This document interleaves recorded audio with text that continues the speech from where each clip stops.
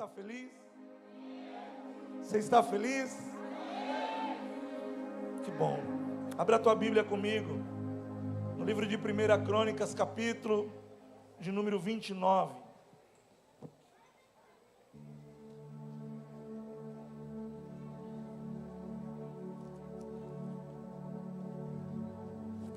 Primeiro livro de Crônicas, no capítulo 29. Que noite maravilhosa, irmãos. Somos privilegiados pela família do Anderson, hoje estar adorando a Deus aqui com o Anderson. Quero mais uma vez agradecer a Vanessa, essa família sacerdotal abençoada, pela vida dos teus filhos. Que bom que vocês estão aqui. Obrigado, Breno, obrigado, Milka. Deus abençoe.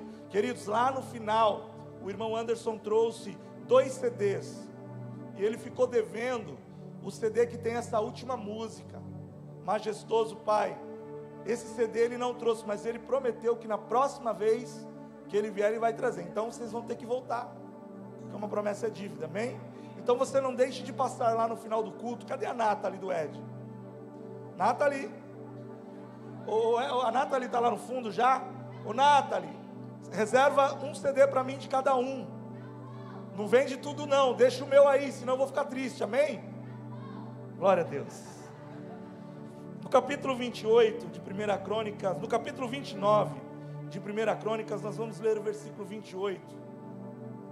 Diz assim: e faleceu feliz e realizado. Quantos querem falecer felizes e realizados? E faleceu feliz e realizado, em boa velhice, vida longa, cercado do respeito de todos, grande honra, muita riqueza. Salomão, seu filho, assumiu o trono em seu lugar. Feche teus olhos, Pai. Fala conosco. Espírito Santo, fala conosco. Fala conosco aqui. Precisamos ouvir a tua voz. Queremos ouvir a tua voz. Fala conosco. Traz cura através da tua palavra, libertação, vida, em nome de Jesus. Aleluia. Nós vamos falar de graça. Repita comigo: graça. Diga assim: graças a Deus, a graça me alcançou. Os últimos relatos da história de Davi. Davi morre, e o escritor de Crônicas, o escriba, declarou essa frase tão linda: ele faleceu feliz, realizado, boa velhice, vida longa, cercado do respeito de todos, grande honra, muita riqueza. Salomão, seu filho, assumiu o trono em seu lugar. Eu comentava aqui de manhã que esse versículo podia ser escrito na lápide do túmulo de Davi. Podia estar escrito no epitáfio. Epitáfio é aquela frase que é escrito na lápide: aqui jaz fulano de tal. Foi assim, assim, assim, assim, assim, assim, e deixa saudades. Quem dera na lápide do meu túmulo estivesse escrito assim: o Leandro morreu feliz, o Leandro morreu realizado, o Leandro morreu honrado, o Leandro morreu em uma boa velhice, numa vida longa, cercado de respeito, de amor. Já pensou, irmão? O que será escrito na lápide do nosso túmulo? Epitáfio. Tem uma canção secular da banda Titãs, que ela leva esse nome, Epitáfio. E a canção, ela é interessante.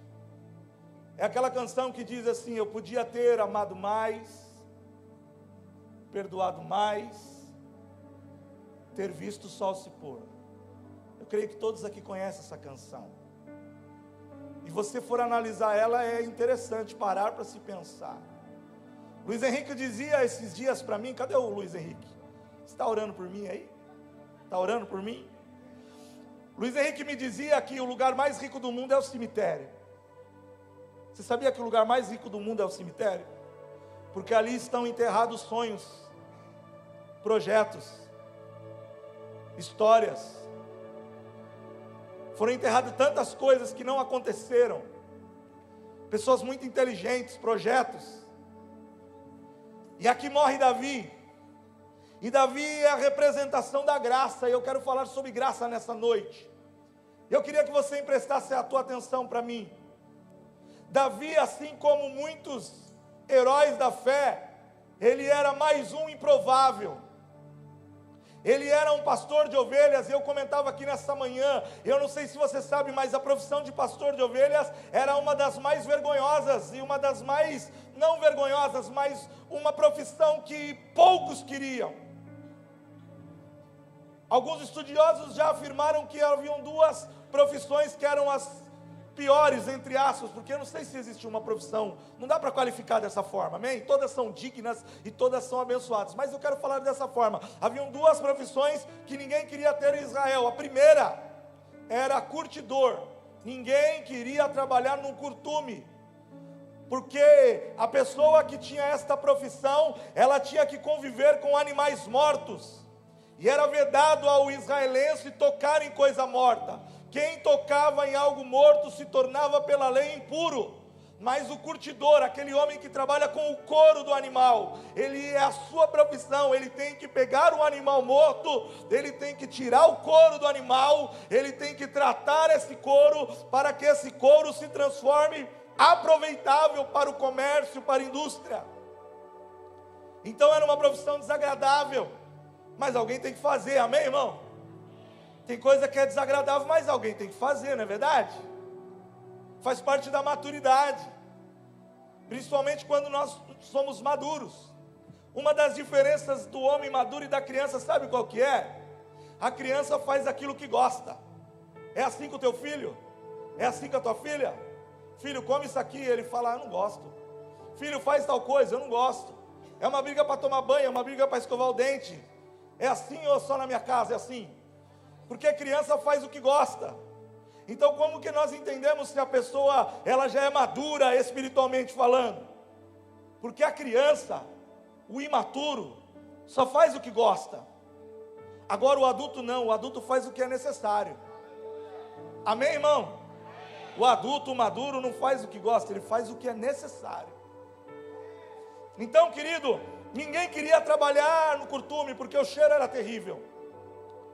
Porque o resto do sangue do animal ia apodrecendo juntamente com a gordura. O resto de gordura ficava um pouco de carne do animal, e aquilo ia apodrecendo, irmão. E eu passei, quando eu estava morando no Paraná, da minha casa ao percurso do meu trabalho, eu ia de bicicleta e eu passava por um curtume. O cheiro era terrível, irmãos. Eu passava de longe. Só que tinha um quarteirão que era um cheiro podre, ou coisa fedida, irmão. Então por isso o povo do curtume, eles ficavam fora dos muros de Israel, próximo do rio, e ninguém queria ficar lá. Ninguém queria ter parte com aquele povo. Foi na casa de um certo sermão curtidor que Pedro esteve na casa dele, quando ele recebe uma visão que um lençol caía do alto com alguns animais, e Deus dizia: Pedro, mata e come. Mas não é sobre isso que eu quero falar sobre o pastor de ovelha. Pasme, a segunda profissão mais difícil em Israel era pastor de ovelha. Ninguém queria ser pastor de ovelha. Você sabia disso? Pastor de ovelha não tinha fama. Pastor de ovelha não tinha moral naqueles dias. O povo não queria, não dava ibope não, irmão. Ninguém queria, não era bom cuidar de ovelha, porque dá um trabalho. Como dá trabalho? Ovelha dá trabalho, você sabia disso? Tem ovelha aqui? Olha para esse irmão que está do seu lado e vê se ele tem cara de ovelha. Ei, irmão, escute. A ovelha precisa ser levada aos lugares. Ela precisa ser conduzida aos bons pastos. Então quando era o tempo da colheita, o pastor tinha que pegar o seu rebanho e levar aonde tinha sido acontecido a colheita, porque era permitido que os rebanhos comessem do que sobrejava no chão. as sementes, os frutos que ficavam caídos no meio do caminho, era permitido que as ovelhas, o pastor trouxesse as suas ovelhas para comer daquele final de colheita, e ele ficava andando de um lado para o outro, procurando o melhor pasto. Ovelha, ela é meio fresca, irmão, ela não gosta de tomar água parada. Seria mais fácil para o pastor se em qualquer poça d'água as ovelhas parassem para beber, mas elas não gostam de águas paradas. A ovelha, ela gosta de água corrente. Só que essas águas correntes também não podem ser turbulentas, elas gostam de águas tranquilas, mas elas gostam e preferem águas correntes. Então a vida de um pastor, como curtidor, ele também estava fora da cidade, ele estava no campo, sozinho, com uma grande obrigação de cuidar de 100, 200, 300, 500 ovelhas, era a responsabilidade dele. A dificuldade de cuidar das ovelhas também, é porque a ovelha, ela tem um problema de visão, crônico, não sei se você sabe, mas a ovelha, ela é ligeiramente cega, a ovelha, ela tem um problema de visão, a ovelha não enxerga muito mais do que 10 metros à frente do seu nariz. É por isso que ela é uma presa fácil do lobo, do leão, do predador, porque ela não enxerga. Ela tem um problema para se locomover. Ela precisa 100% do pastor, porque ela tem dificuldade de chegar até mesmo aos mesmos lugares, por culpa da sua visão. Ela tem problema muitas das vezes em enxergar em um buraco. Por isso que o pastor muitas das vezes ele é relatado com um cajado, num formato de algo para puxar, um acento de interrogação, porque facilmente a ovelha, será que você se identifica com esse relatório? Eu me identifico, irmão. Estava estudando sobre isso e falei, meu Deus, não é que eu sou assim mesmo? Tem um buraco ali. Ela não enxerga, Henrique. Quando vê que não, ela cai no buraco. Mas graças a Deus tem um pastor que vai lá com o cajado e pega ela pelo pescoço e tira do buraco. Você pode dar glória a Deus por isso? Existem os arbustos. Ela não enxerga. Se fosse um animal um pouquinho mais inteligente, ela ia desviar daqueles arbustos, mas ela não enxerga, e quando vê que não, ela se enfia lá, e ela está toda presa, e ela não consegue sair de lá, e aí veio o pastor lá com o cajadinho, pega ela pelo pescoço e traz de volta ela, irmão. O lobo está vindo, ela não percebe. Há uma necessidade do cuidado, tem que levar de um lado, tem que levar para o outro, tem que achar pastagem, tem que achar lugar seguro, tem que achar lugar bom.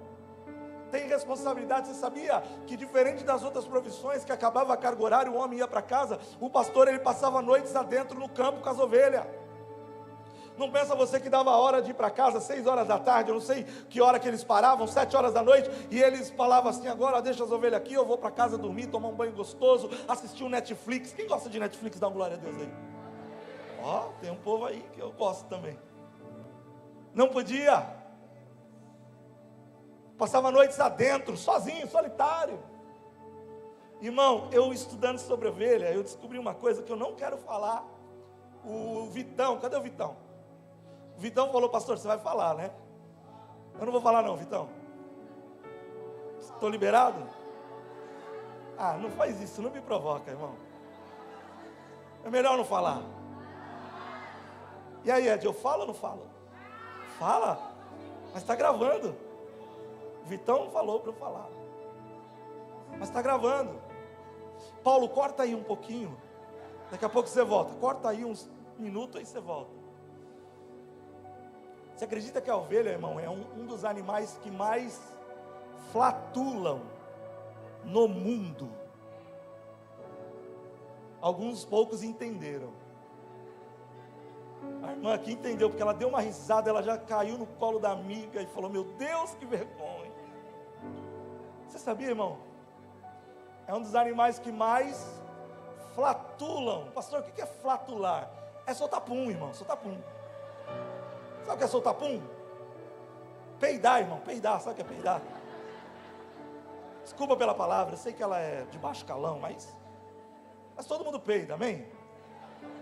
Diz que a ovelha é um dos que mais Diz que na Austrália, escuta para mim, isso aqui é científico, é dado científico. Diz que a Austrália, Marcelo, a Austrália é o país que tem a maior criação de ovelha do mundo, está na Austrália. E diz que na Austrália existe um buraco na camada de ozônio diferente. Irmão, você está dando sério, mas é coisa séria, irmão. E os cientistas aqui, ó, o menino aqui é veterinário, eu tô mentindo? O Pedro Júnior é veterinário, você já me...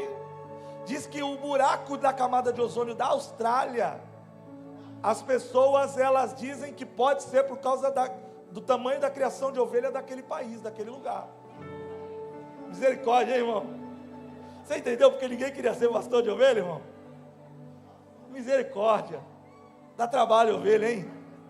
Sangue de Jesus tem poder. Vamos mudar de assunto. Você está aí? Então escolheram um rei em Israel. Imagina que começou o boato lá em Israel. Não tinha internet, não tinha Facebook, não tinha WhatsApp. Então a fofoca, ela demorava um pouco para acontecer ali. Mas isso acontecia. Porque fofoca não tem jeito, né, irmão? É só Jesus na causa. Correu a história que Deus tinha escolhido um novo rei. Imagina alguém contando: Deus levantou um rei. Deus levantou um rei. Deus escolheu um rei. Imagina outra pessoa falando: certamente é um filho de Saul.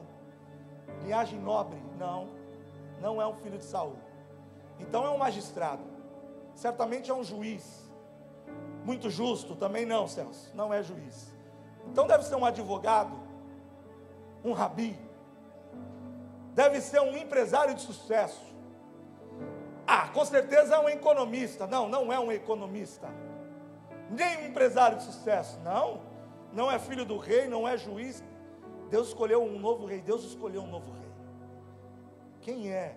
Já sei. Com certeza um grande cientista político. Um legislador. Uma pessoa muito sábia, muito culta. Imagina essa conversa, uma conversa hipotética. O pessoal falando: rapaz, você não vai acreditar. Quem Deus escolheu? Ele é improvável. Ele é improvável. Parece que esse Deus está de brincadeira. Ele escolheu um pastor de ovelha.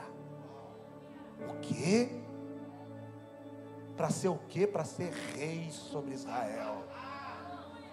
O quê? Rapaz, você está brincando? Para com isso. Não brinca com coisa séria, moço. Não brinca com essas coisas não, misericórdia. Bate na madeira. Não, ele escolheu um pastor de ovelha. Ele rejeitou Saul e ele escolheu agora um pastor de ovelha. Improvável. Deus se identifica com os improváveis. Tem improvável aqui nessa noite? Só improvável. Dá um glória a Deus e aplaude a Jesus. Eu amo esse Jesus. Eu sou o primeiro. Existe uma identificação. Me presta a tua atenção. Você sabia que Jesus, ele era improvável? Por isso que Natanael declarou: pode vir alguma coisa boa de Nazaré? Não, de Nazaré não. Disseram: Natanael, achamos o Messias. Da onde é? De Nazaré. Ele falou: não, para com isso, rapaz. Para com isso. Você sabia, irmão, que Jesus, ele era o rabi? Você sabia que Jesus era rabi? Ele tinha esse respeito e esse título entre toda Israel. Você lembra quando Nicodemos, que também era um mestre respeitado, foi ter com Jesus de madrugada? A primeira coisa que ele disse para Jesus: mestre, rabi, sabemos que tu é mestre da parte de Deus, porque ninguém pode fazer o que tu está fazendo se Deus não for com ele. Você vai ler que as pessoas falavam rabi. Por que que em alguns momentos você vai ver Jesus na sinagoga ministrando? Por que que em alguns momentos era dado a palavra a Jesus? Porque Jesus era tido em toda a sociedade como rabi. Na sinagoga, não pense que qualquer um levantava a mão e falava: por favor, deixa eu cantar aqui um negócio. Não era assim. A oportunidade era dada aos rabis. Só rabi tinha oportunidade. Por isso, quando ele entrou em Nazaré, deram para ele o livro do profeta Isaías. Ele leu: o Espírito do Senhor está sobre mim. E todo mundo ficou olhando e ele declarou: hoje se cumpriu essa palavra. Mas você sabia como que elegiam um rabi? Escute, presta atenção. A criança dos 6 aos 10 anos, ela era enviada para a escola, para estudar a Torá. Dos 6 aos 10 anos. Com 10 anos ela terminava o ensino fundamental, a primeira etapa. E agora ela ia ser avaliada por rabis. A criança ia ser avaliada. O sonho de todas as famílias era que os seus filhos tivessem graça e sabedoria para ser escolhidos para o lugar seleto dos rabis. Que as crianças, ao serem interrogadas e avaliadas, elas fossem chamadas para o ministério. Era uma honra, era um sonho. E com 10 anos eles eram avaliados. O conhecimento dela sobre a Torá. Quando a criança não se destacava, no ensino fundamental judaico, a criança não se destacava, o rabi falava: meu filho, Deus te abençoe. Dá a mão aqui, Ed. Meu filho, Deus te abençoe. Vai trabalhar, segue os passos do seu pai, seja honrado, teme a Deus, o Senhor é contigo. Essa criança foi rejeitada. Mas quando uma criança ela tinha uma aptidão especial, o rabi olhava para aquela criança que tinha um QI muito especial e falava assim: você me segue. Você me segue. Em alguns casos o rabi tirava a sua capa e jogava por cima da criança. Ah, aquela criança foi escolhida. Foi identificada que ela tinha um QI especial, uma inteligência acima da média, e agora ela ia ter mais 4 anos de estudo, mais aprofundados. Agora ela vai ler, ela vai estudar os profetas, maiores, menores, ela vai estudar as sabedorias, ela vai estudar os cânticos, os salmos, os poéticos, mais 4 anos.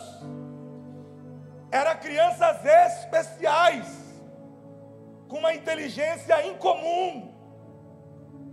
Depois de mais 4 anos, elas seriam avaliadas agora no segundo estágio. E se agora eles passassem na prova nesses mais 4 anos, eles iam ter agora dos 14 aos 30, para fazer parte de um Talmud. Agora eles vão ser talmidins de algum rabi. Eles vão seguir aquele rabi até os 30 anos, aprendendo com ele, estudando com ele, aprendendo tudo, aprendendo os passos. O que aquele rabi pensava? O que os rabis faziam? Os rabis, eles eram estudiosos da lei. Então, a função ministerial do rabi era interpretar a lei, estudar, interpretar e trazer uma aplicação prática para as pessoas. E eles tinham uma autoridade, todo mundo reconhecia, porque eram poucos rabis. Quando o camarada era outorgado rabi, o povo reconhecia: é rabi. Não é qualquer um que está falando, ele sabe o que ele está falando, ele estudou. E ele tem autoridade divina para falar o que ele está falando. Você está comigo? Vem comigo. Então o rabi, ele ficava estudando assim, ó, presta atenção. Ele pegava as Sagradas Escrituras e ele ficava pensando: no sábado, se eu andar 5 quilômetros, eu não pequei. Se eu andar a partir de 5 quilômetros, aí eu pequei. E aí ele, depois de muito estudo, ele chega para os seus talmidins, para os seus discípulos, aquelas crianças selecionadas, e falou: ó, estudei aqui, cheguei à conclusão que em 6 quilômetros peca no sábado, mas 5 quilômetros você não pecou no sábado. Uau, ok. Só que aí tinha o outro rabi. O outro rabi estudou e falou: não, de tudo que eu estou estudando, pesquisando, 10 quilômetros, se o camarada no sábado andar até 10 quilômetros, ele não pecou. Aí ele junta os seus talmidins e fala: olha, por causa disso, 10 quilômetros não peca, mas tem o outro que diz que 5 quilômetros, 6 quilômetros está pecando. O outro aqui falou não, 10 quilômetros não quebrou o sábado. E vem um outro lá que falou não, eu cheguei à conclusão que é 12 quilômetros. Está entendendo? Está entendendo isso?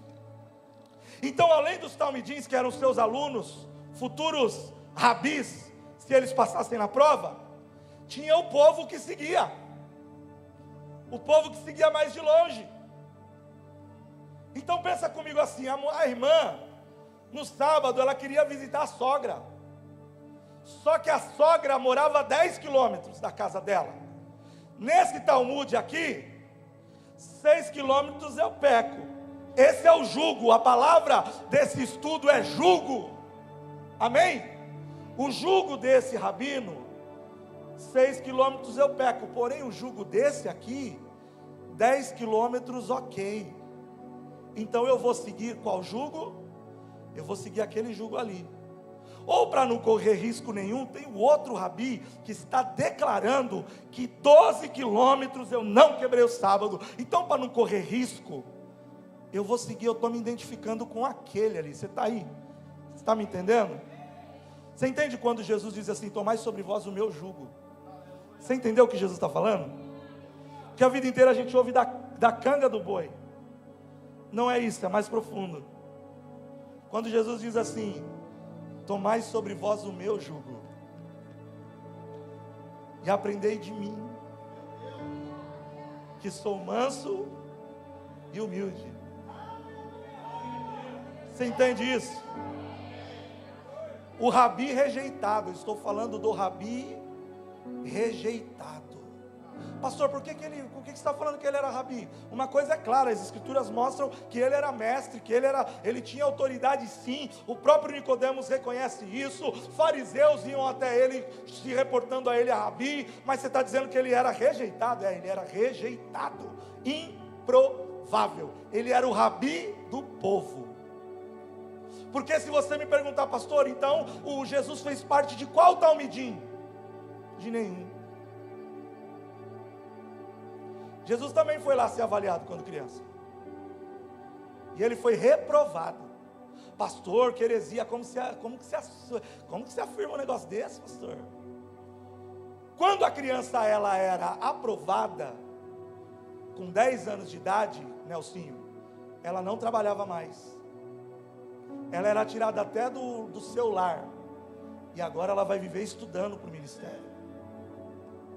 Mas Jesus, ele era carpinteiro. Amém? Sabe aquela canção que a gente canta? O carpinteiro batendo a porta. Jesus tinha uma profissão. Amém? Jesus tinha uma profissão. Sabe o que isso significa? Que no dia da aprovação dele, ele não passou na prova, mas ele era mestre. Mas no dia que ele foi provado, ele não passou. Não deram crédito para ele. Disseram, moço, pegaram na mão de Jesus e falaram assim, Jesus, você não leva jeito para essa coisa não. Você não leva jeito para essa coisa não. Vai viver, segue a profissão do seu pai, tenha uma família, seja honrado, tema Deus, pode ir embora porque você não leva jeito para coisa não. Você está entendendo? Está entendendo quando as pessoas olham, e quantas pessoas aqui nessa noite já não tiveram esse olhar, falaram assim, ó, você não leva jeito para coisa não, você não leva jeito para coisa não.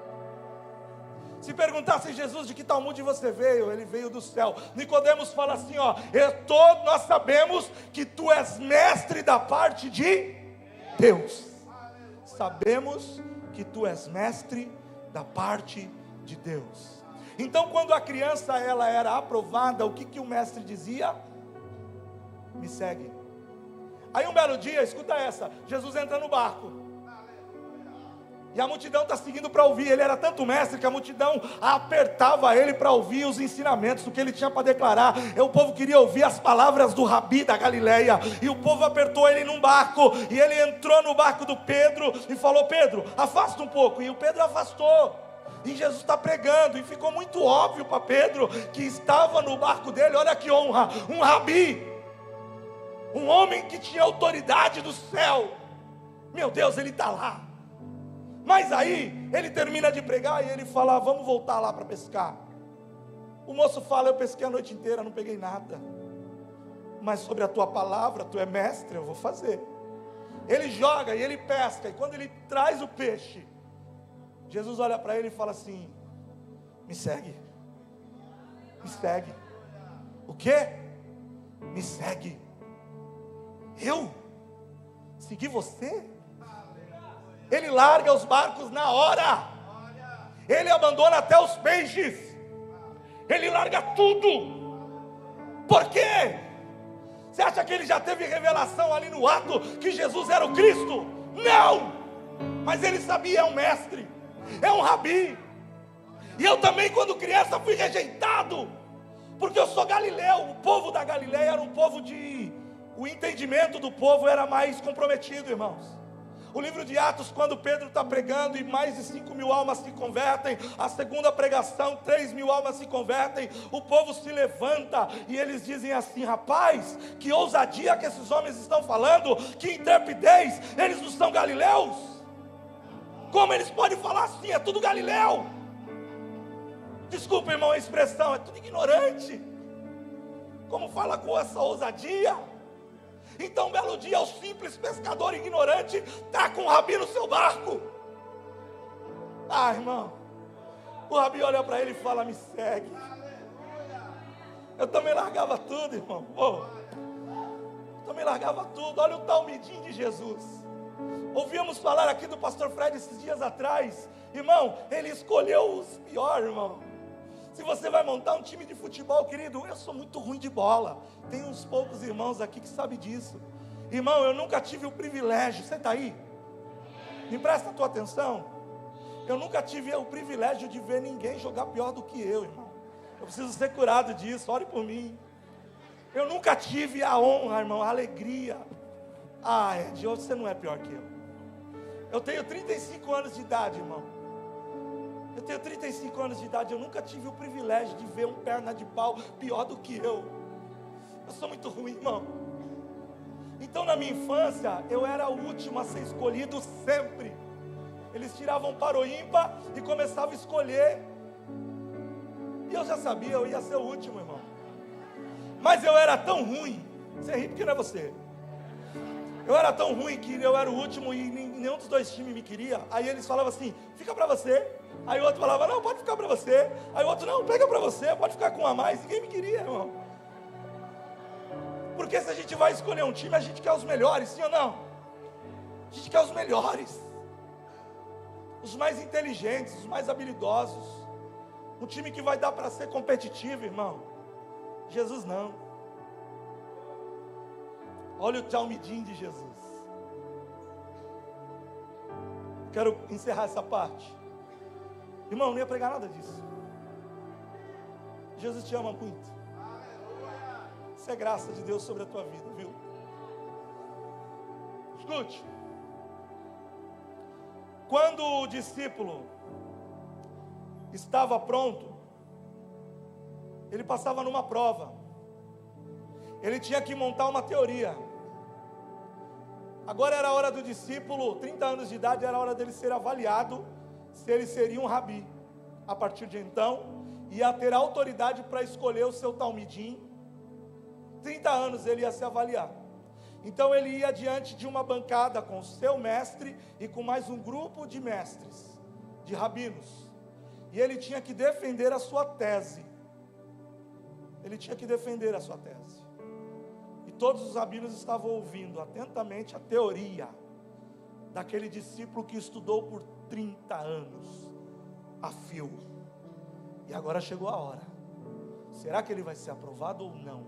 Não quer dizer porque ele estava escrito em um talmidim que ele já estava... Não, ele ia ter que provar que ele tinha sabedoria do alto e condições de interpretações bíblicas para ele ser outorgado uma autoridade que a nação iria reconhecer. Amém? Então, quando ele entregava a sua tese, o seu discipulador, o seu mestre se juntava com os outros e discutia, se tinha cabimento, se se tinha fundamento, se tinha, se não tinha, se ele estava pronto ou não. E aí quando ele estava pronto, quando ele era legitimado, quando ele passava na prova, o seu mestre dizia assim: parabéns, a partir de agora você tem a chave do céu, agora você tem a chave do reino. Tudo que você ligar na terra está ligado no céu, tudo que você desligar na terra está desligado no céu.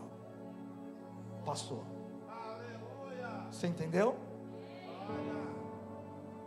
A partir de agora você também tem a chave, porque a nação reconhecia que o Rabi tinha a chave, que o Rabi ele tinha uma autorização de ligar e desligar. Por isso que quando um Rabi falava que 6 quilômetros pecava e o outro dizia que 10 quilômetros não pecava, todos eram respeitados e considerados. E o Rabi que aprovava 5 quilômetros, ele não discutia com o Rabi de 10, porque eles tinham dado por Deus, e essa era a mentalidade, o que? A chave.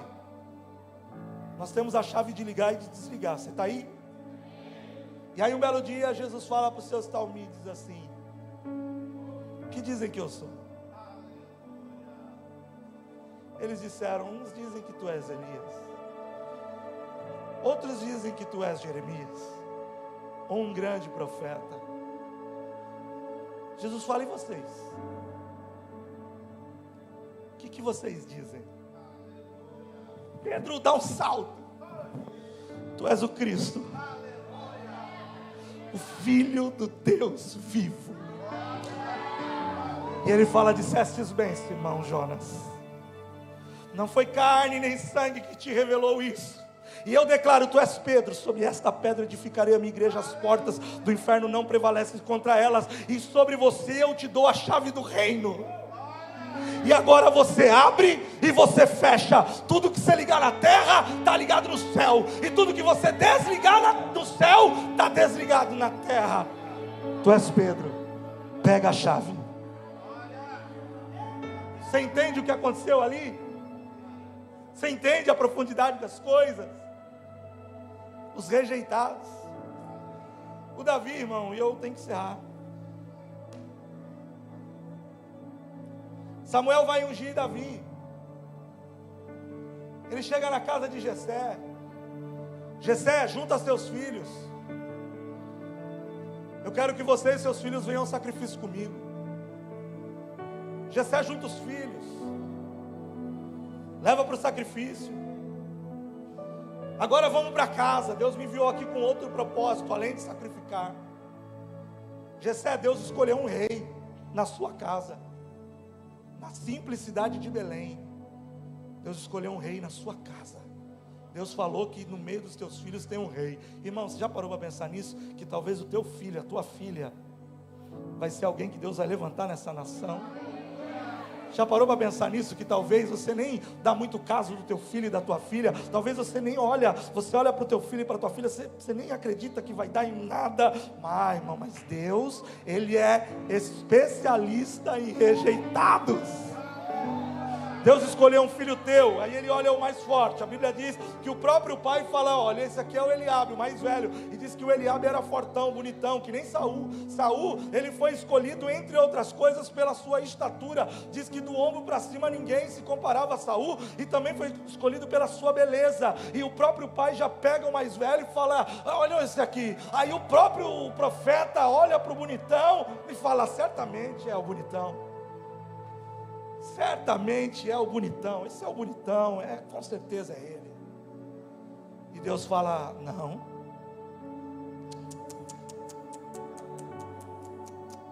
Não é o bonitão, não.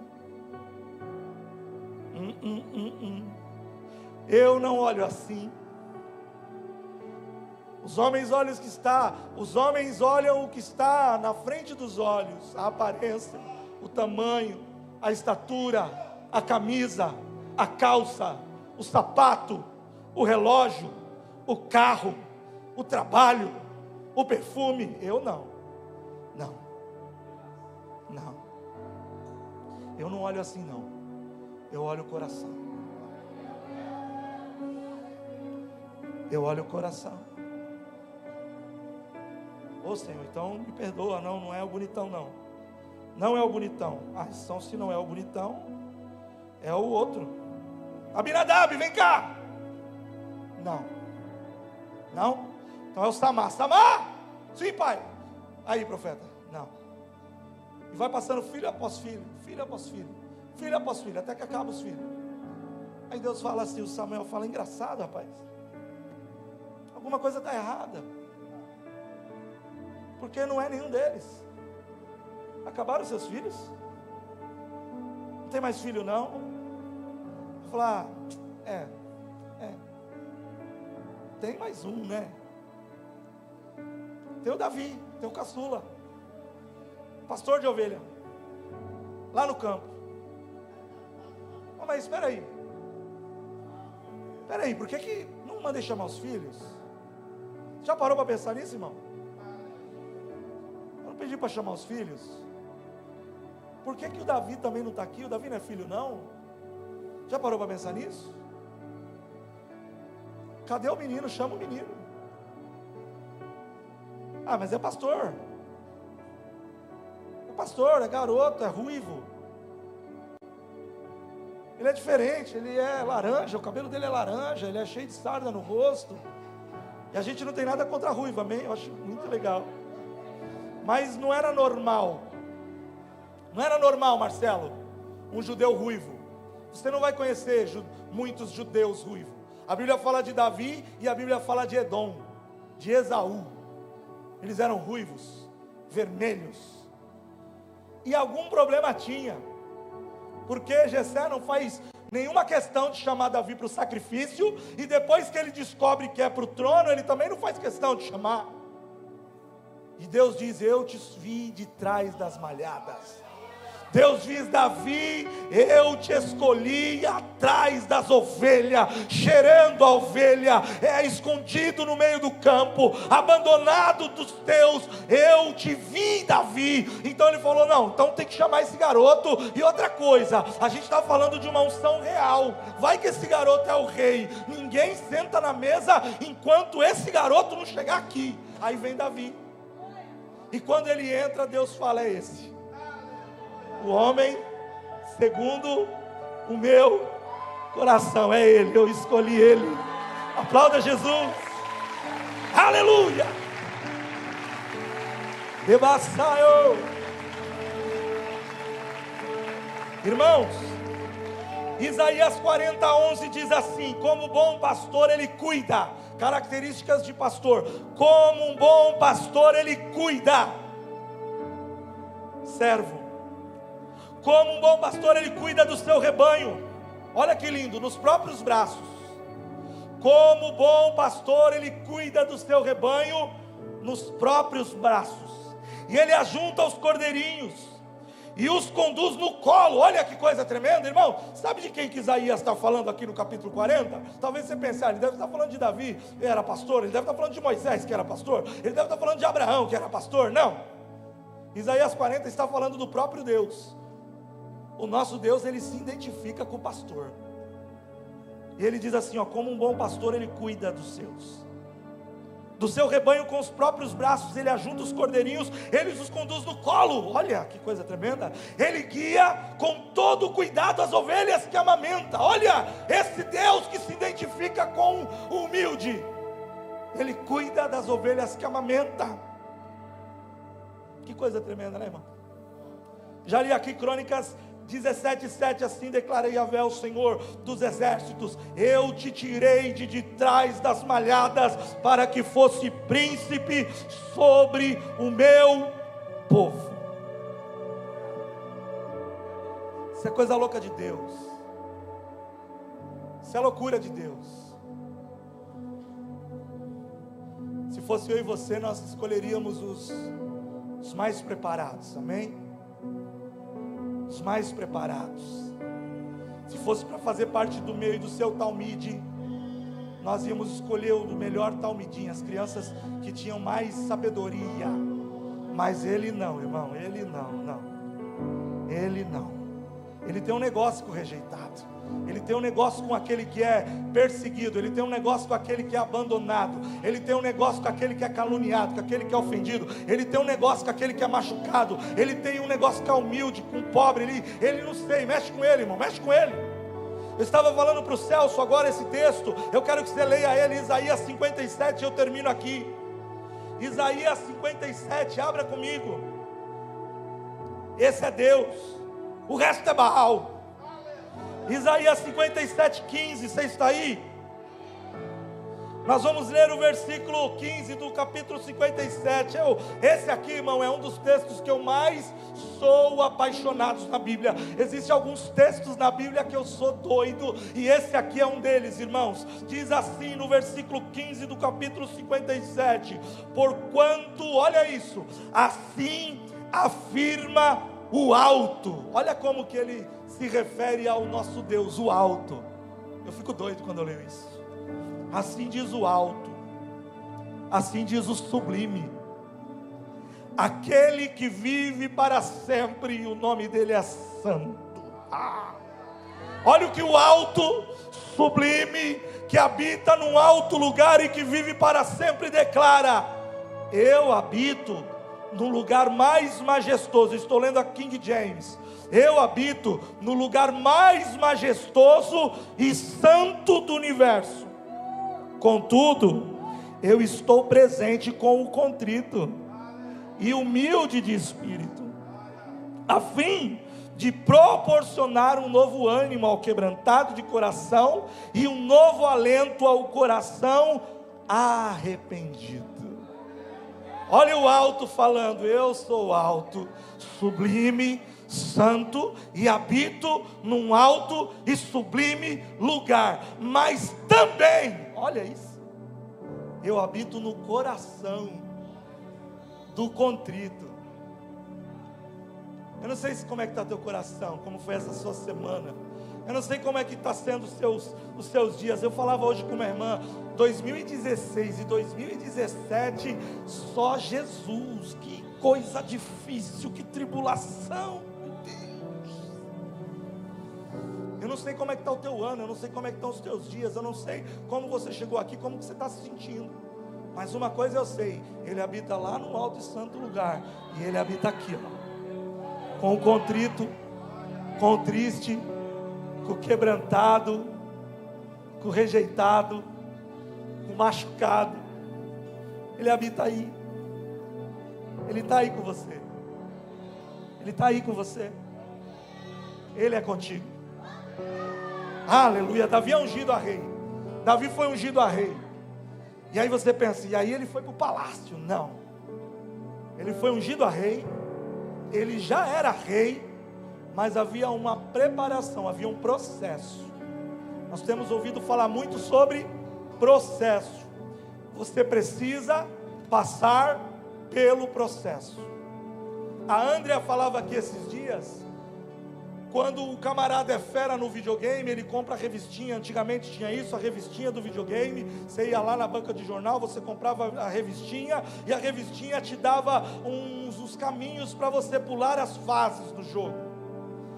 Dificilmente as pessoas que pegavam a revista e pulavam as fases conseguiam derrotar o chefão final, porque cada fase qualificava mais e mais aquele moço a ter êxito no final. Não dá para pular as fases, não dá para pular os processos. Você precisa ser machucado. Depois daquela unção, Davi foi machucado, Davi foi ferido, Davi foi perseguido, quase morreu várias vezes, teve que fugir da sua terra, teve que fugir da sua família, ele teve que se aliar com os filisteus. Aconteceu tanta coisa ruim, mas a promessa se cumpriu. Deus estava fazendo um rei, Deus estava preparando preparando um rei em Davi. E para preparar um rei, um homem preparado para governar em toda e qualquer situação, no dia bom e no dia mau, um homem preparado para governar e levar aquele povo à presença de Deus, esse homem tinha que ser machucado, tinha que ser ferido, tinha que ser humilhado, tinha que ser testado. Sabe por quê, irmão? É na hora da dor que a gente vê se o camarada é crente mesmo. É na hora da prova, da lágrima. Meu irmão, é na hora que o cinto aperta que você vê se o camarada é crente mesmo ou se ele desvia, se ele corre. Irmão, você sabia? Estou terminando, peraí, estou terminando. Você me dá mais um minuto? Você sabia, irmão, que tem homem, mulher, tem pessoas que são convertidas, vão para a igreja, e na hora que o bicho pega, você acredita que até na macumba ele vai? Você sabia disso, irmão? Sabia, Celso? Tem crente, dizimista e ofertante, viu? Batizado nas águas. Às vezes tem até ministério. Sabia? Que na hora que o cinto aperta, irmão, ele ora, ele jejua, ele sobe no monte, ele faz campanha, ele dá uma pirueta, ele faz de tudo, e não, a porta não abre. Sabe o que ele faz? Não é todos, graças a Deus não é todos. Eu quero crer que aqui não tem ninguém assim. Eu estou falando sério, em nome de Jesus, amém? O camarada até na macumba vai. Ele pega a revista do horóscopo lá, ele entra na internet e procura uma simpatia. Uma simpatiazinha, uma coisa pequena, uma coisa simples, uma coisa...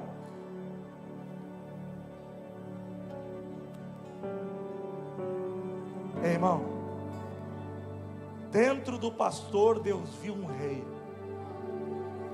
Dentro do pastor, nem o pastor sabia. Os pais não sabiam, os irmãos não acreditavam, ninguém acreditava. Isso é coisa de Deus, não dá nem para acreditar. Você fala, eu só acredito porque eu estou lendo nas Sagradas Escrituras. Dentro do pastor, Deus viu um rei. E eu tenho uma palavra, essa palavra ela veio do trono, irmão. Não é esboço de internet, essa palavra veio do trono, irmão. Essa palavra veio do trono. Eu tenho umas 15 folhas aqui, que eu nem abri esse livro aqui, porque senão eu ia ficar até 3 horas da manhã pregando. Eu nem abri, irmão, porque se eu abrir vai ficar estreito.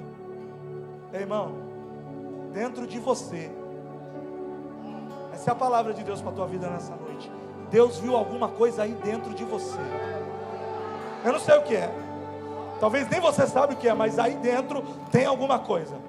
Aí dentro tem um potencial, aí dentro tem algo grande, aí dentro tem um propósito, aí dentro tem um ministério, aí dentro tem uma chamada, aí dentro tem um projeto, aí dentro tem alguma coisa que Deus vai fazer para o nome dele ser glorificado em Bertioga. Quantos creem nisso? Deus vai fazer alguma coisa aí dentro de você, que o nome dele vai ser glorificado em São Paulo. Quantos creem nisso? Ele vai fazer, ele viu dentro de você algo grande, que Brasil vai ser abençoado por algo que está dentro de você. Ele viu alguma coisa dentro de você.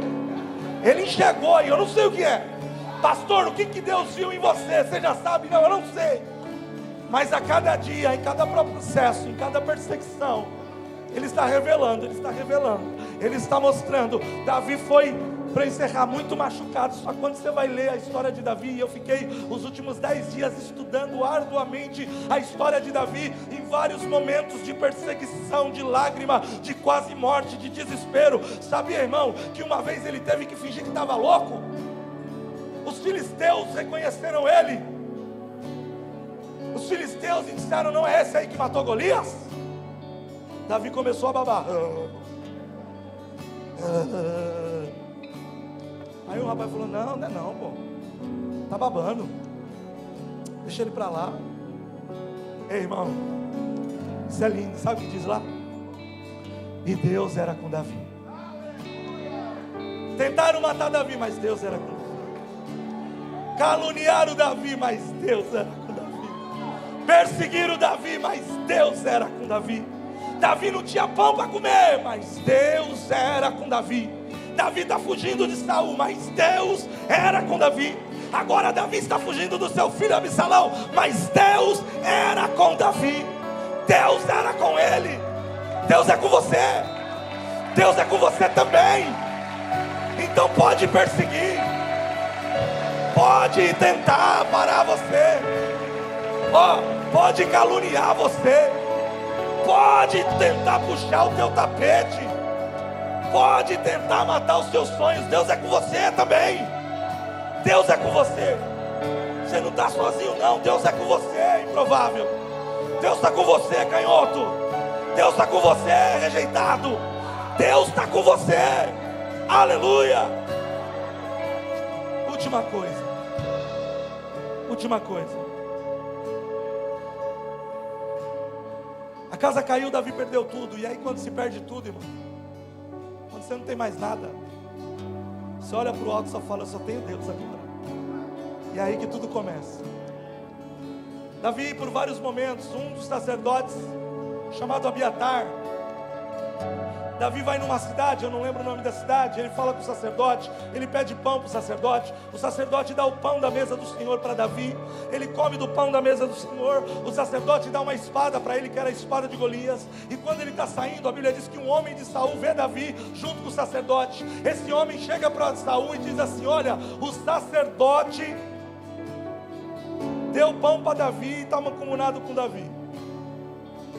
Saul chama aquele sacerdote, você está mancomunado com Davi? O sacerdote diz, não, meu senhor, ele me pediu comida, eu dei, ele perguntou se eu tinha uma arma, eu dei, mas eu não estou mancomunado, eu estou achando que ele é o seu homem, que ele é o seu comandante, ele não é o seu comandante. O Saul está meio doido, ele fala, não, você está contra mim, o Saul mata o sacerdote, o Saul mata toda a família sacerdotal, o Saul manda que toda a cidade de Nobe, é isso? Nobe. O Saul fica tão endemoniado que ele manda matar toda a cidade de Nobe. Nobe era uma cidade de sacerdotes, era uma cidade sacerdotal.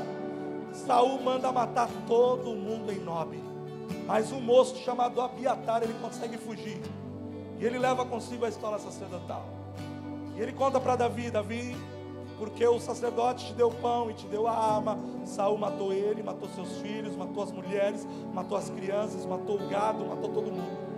A Bíblia diz que Saul chora muito e fala para Abiatar, fica tranquilo, do meu lado, Abiatar. Você fala, Davi falou assim, você está comigo agora. E o bicho pegando, irmão, o bicho pegando. Talvez você entrou assim, pastor, o bicho está pegando. Ai, meu Deus, o que eu faço? Agora Davi, tudo que vai fazer, Abiatar, tá com a estola aí? Traz ela, a estola do sacerdote, vamos consultar ao Senhor.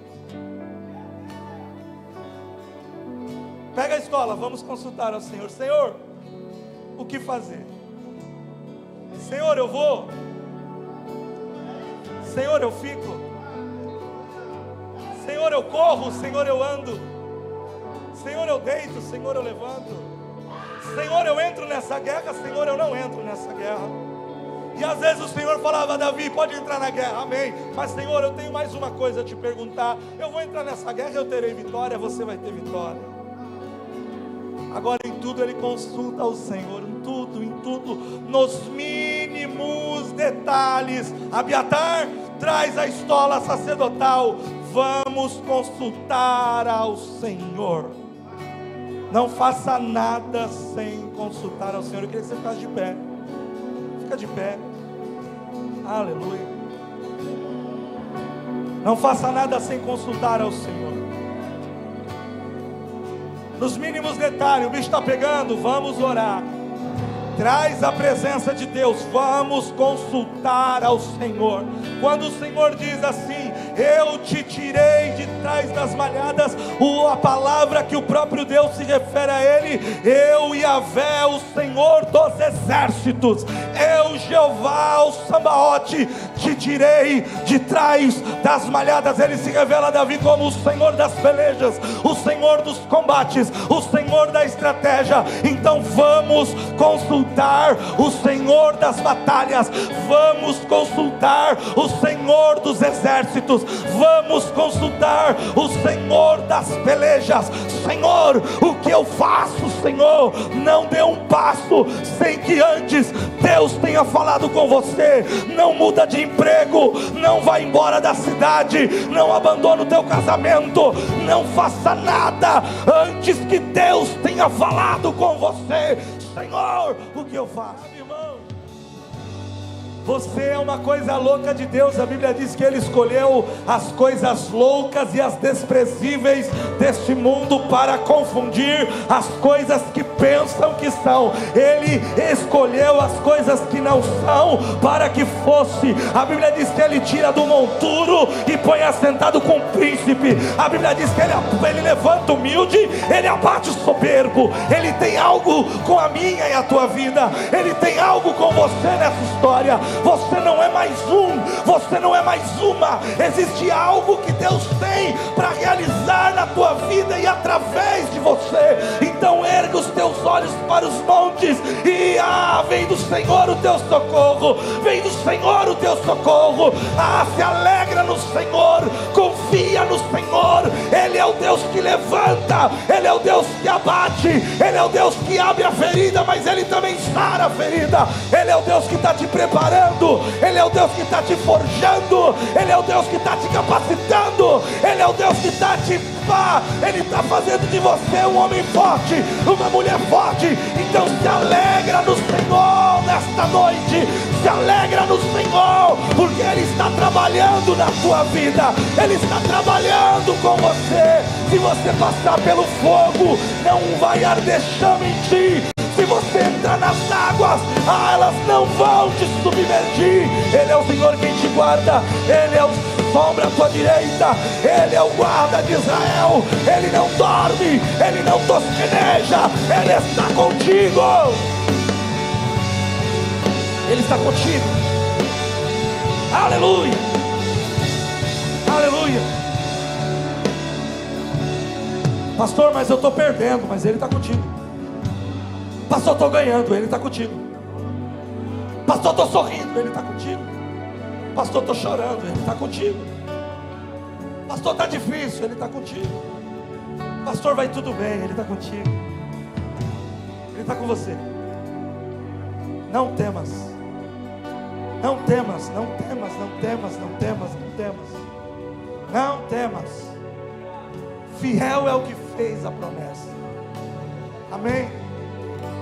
Você pega essa palavra, fecha os teus olhos, erga as suas mãos. Senhor, em nome de Jesus nós selamos essa palavra,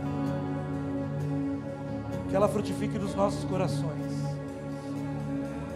Nós confiamos em Ti. Uns confiam em carros, outros em cavalos. Nós fizemos menção ao nome do Senhor dos Exércitos. Levanta o caído nessa noite, dá força ao que não tem nenhum vigor. Faz da estéril mãe de filhos. Prospere e abençoa o teu povo, em nome de Jesus. Aplauda Jesus. Te amamos, Deus.